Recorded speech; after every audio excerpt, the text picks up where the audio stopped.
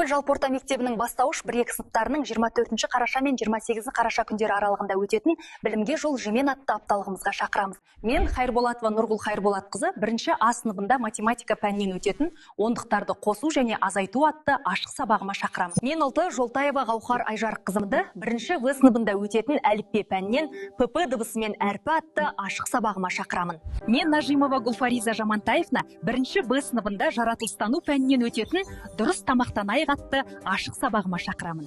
Мен Шынтасова Гүлжан Теміржанқызы 1-ші Г сыныбында өтетін әліппе пәнінен У дыбысы мен әрпі атты ашық сабағыма шақырамын. Мен Зарипова Лира Кабиденовна 2-ші А сыныбында әдебиет оқу пәнінен өтетін Жүсіпбек Аймауытовалар Қартқожаның туған жері атты ашық сабағыма шақырамын. Мен Жаңғазиева Альфия Сақтапбергенқызы 2-ші Б сыныбында жаратылыстану пәнінен өтетін денсаулықты қалай күту қажет атты ашық сабағыма шақырамын. Мен Істелеуова Маржанқұл Накымжановна 2-ші В сыныбында математика пәнінен өтетін уақыттың өлшем бірліктері атты ашық сабағыма шақырамын. Мен Амангелдиева Ақмаржан Амангелдіқызы 2-ші Ә сыныбында қазақ тілі пәнінен өтетін лепті сөйлемін атты ашық сабағыма шақырамын.